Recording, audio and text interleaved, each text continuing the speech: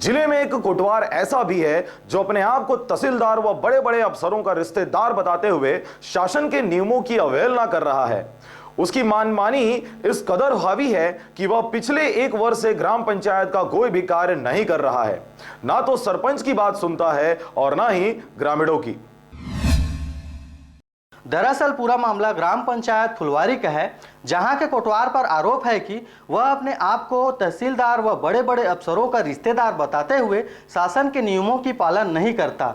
वह पिछले 1 वर्ष से उसकी यह मनमानी चलते आ रही है। ग्रामीणों का यह भी आरोप है कि उसके द्वारा सरकारी जमीन पर जेसीबी मशीन की मदद से मिट्टी खुदाई कर बेचा जा रहा है। वह न तो सरपंच की सुनता है और न ही किसी ग्रामीण की। अगर कोई उससे इन सब मामले में बात भी करने आए तो वह उल्टा गाली गलौच व दुर्व्यवहार पर उतर आता है।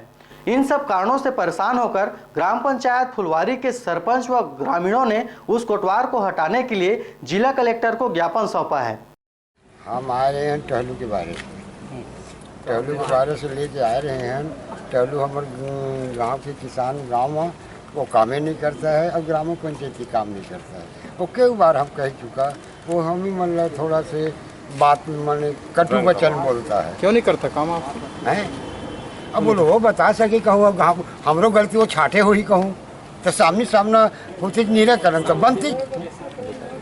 अधिकारी के पास शिकायत किए हैं तो अभी तक कुछ कितना बार किए हैं?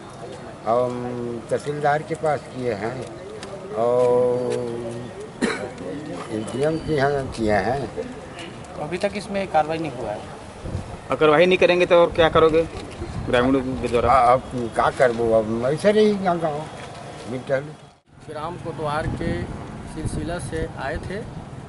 क्या है, कोटवार 1 वर्ष से पंचायत के कार्य नहीं कर रहा है, गांव वालों का भी कार्य नहीं कर रहा है। वो बोलता है कि मैं तहसीलदार का आदमी हूँ, तहसीलदार का नियुक्त किया हुआ हूँ, उन्हीं का करूँगा, गांव का नहीं करूँगा। ऐसा उनका दुर्व्यवहार सरपंच के प्रति और गांव वालों के प्रति है।